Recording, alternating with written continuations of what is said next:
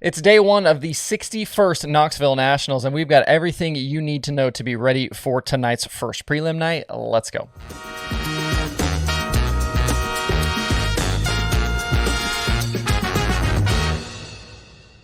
It's Wednesday, August 10th. I'm Justin Fiedler. This is Dirt Tracker Daily. The biggest week of the sprint car year starts tonight with the first of two prelim nights for the 61st Knoxville Nationals. Big fields and big crowds will descend on Knoxville for the next 4 straight days of racing. And I think things are pretty wide open coming into this week with what we've seen so far this year across sprint car racing.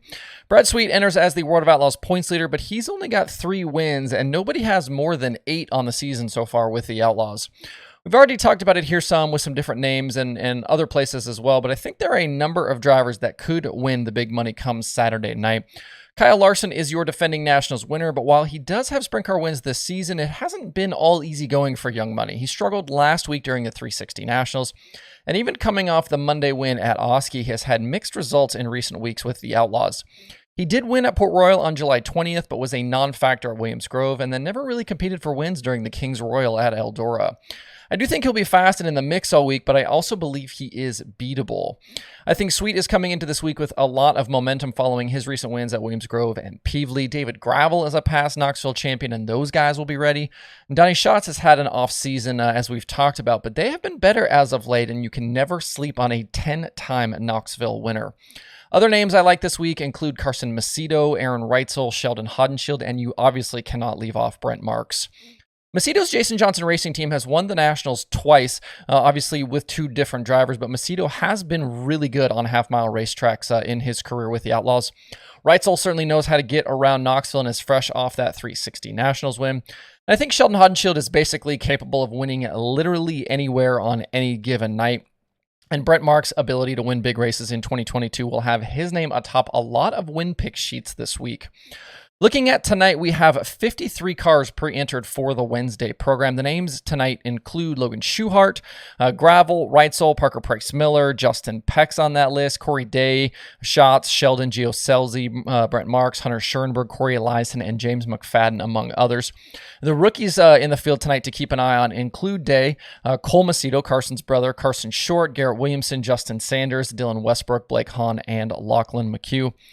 Remember, too, Knoxville has its own format for these prelim nights. We'll qualify everybody, then they'll invert heats by the top 8, with the top 4 finishers in each heat making the night's feature. Everyone else will head to the B and the C. And throughout the night, drivers will earn points for their time trial spot and their finishing positions in these races, and then the top 16 in those points after the 2 nights will be locked into Saturday's main event that pays $175,000 to win. Drivers can also race their way into the Nationals feature through Saturday's Alphabet, or they can finish top 4 on Friday night in the Hard Knocks qualifying night main event. So lots of money to win, around 100 cars, and the biggest sprint car crown jewel coming up. Another note, this week is sanctioned by the World of Outlaws, but only show-up points are being paid out this week, so we'll have no movement in the standings. So Brad Sweet will leave Knoxville with the same points lead he has right now. Something else that's really fun about Knoxville too is all the fanfare around the event, the different events that happen throughout the day. And then part of that, they have a lot of teams will do special paint schemes for the week. So I'm going to run through this so you can see some of these. So far, we've seen fresh looks from Donnie Schatz, kind of going with a more retro look on his Tony Stewart Racing 15. Carson Macedo's car, I've heard them call this the Green Goblin, very similar to what his normal paint scheme looks like, just obviously with a lot more green. Gioselzi has a new look this week on the KCP Racing 18.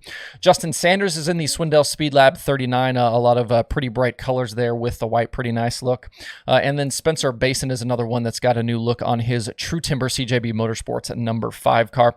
And all week long, there's awards for, the best dressed crew, best helmet, and more. So lots of other kind of side awards to come to, besides just what's happening on the racetrack.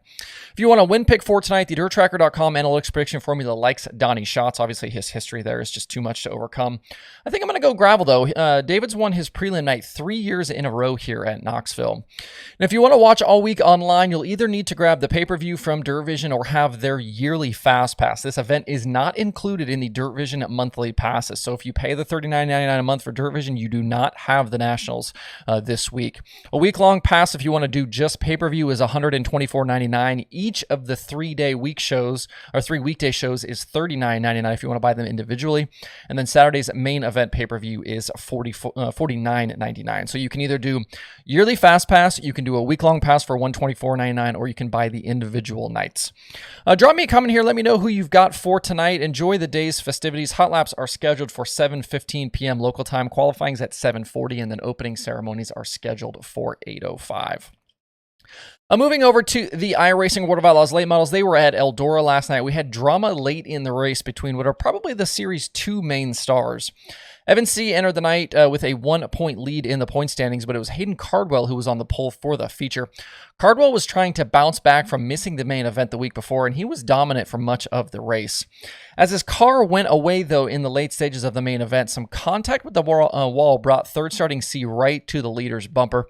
Coming to 9 laps to go, we had calamity on the front stretch. C got to the inside of the 07, and Cardwell came down to block the slider line into 1, and the two drivers made contact. Cardwell ended up head-on into the turn 1 wall, with third running Blake Majulis also getting collected in that one. Cardwell was done for the night, and Majulis later finished in 14th. Cardwell also had some not-so-great comments during that broadcast as well.